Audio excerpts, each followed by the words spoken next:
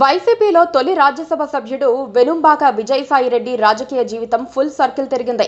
YCP ప్రాథమిక సభ్యత్వానికి రాజకీయాలకు గుడ్ బై చెప్పిన సాయిరెడ్డి ఇప్పుడు మళ్లీ నేను వచ్చేస్తానని రాయబేరాలు వర్తమానాలు పంపుతున్నారని సమాచారం. బయటకు వెళ్లిన తర్వాతే అసలు రాజకీయం తెలిసొచ్చిందని, తాను మళ్లీ జగన్ పంచనే చేరతానని విసారే సందేశాలు వదులుతున్నట్లుగా చెబుతున్నారు. జగన్ రెడ్డి లండన్ పర్యటనలో ఉన్నప్పుడు విజయసాయిరెడ్డి వైసీపీ నుంచి బయటకు వెళ్లిపోయారు. బీజేపీలో చేరేందుకే ఆయన వైసీపీకి గుడ్ బై చెప్పారని అప్పట్లో వార్తలొచ్చాయి. బీజేపీ పెద్దల డైరెక్షన్ తోనే రాజ్యసభ సభ్యత్వానికి రాజీనామా చేశారని కూడా చర్చ జరిగింది. కట్ చేసి చూస్తే బీజేపీ వాళ్ళు సాయిరెడ్డిని దగ్గరికి రానివ్వలేదు. ఎన్ని రోజులు నిరీక్షించినా సాయిరెడ్డి బాధ అరణ్య రోదనయ్యింది. నిజంగా సాయిరెడ్డి రాజకీయ సన్యాసం చేసి ఉంటే అసలు జనంలోకి వచ్చి ఉండకూడదు. కాకపోతే ఆయన తరచూ స్టేట్మెంట్స్ ఇస్తూనే ఉన్నారు. పైగా జగన్ హయాంలో జరిగిన అవినీతికి సంబంధించి ఆయన విచారణకు కూడా హాజరై కొన్ని కీలక అంశాలు లీక్ చేసినట్లు చెబుతున్నారు. ఇంతకాలం రాజకీయాల్లో తిరిగిన సాయిరెడ్డి ఇప్పుడు ఖాళీగా ఉండలేకపోతున్నారు. కూటమి ప్రభుత్వం కూడా ఆయన్ను టార్గెట్ చేసింది. ఇటీవల విశాఖలో ల్యాండ్ గ్రాబింగ్ కు సంబంధించి ఆయన కుమార్తెకు 17 కోట్లు జరిమానా విధించారు. వైసీపీ నుంచి వైదొలిగిన తర్వాత ఆయన బంధుగణం కూడా దూరం పెట్టడం మొదలుపెట్టారు. అందుకే ఇప్పుడు సాయిరెడ్డి పునరాలోచనలో పడిపోయారు. జగన్ రెడ్డికి అత్యంత సన్నిహితుడైన వ్యక్తితో విజయసాయిరెడ్డి వర్తమానం పంపినట్లుగా విశ్వసనీయ సమాచారం.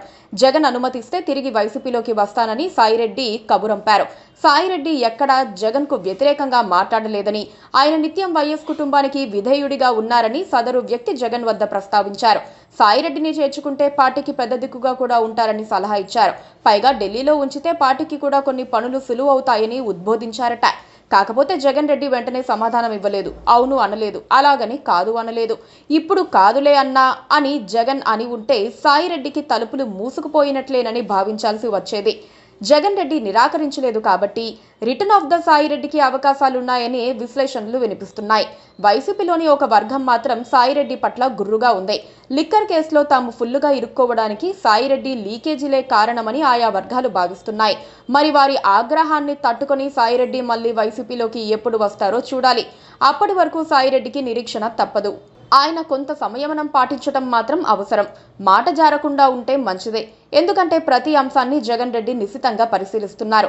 ఏది వదిలిపెట్టరని వైసీపీ వర్గాలు కూడా అంటున్నాయి. Please subscribe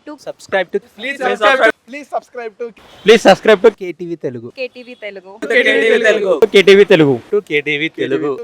Telugu channel.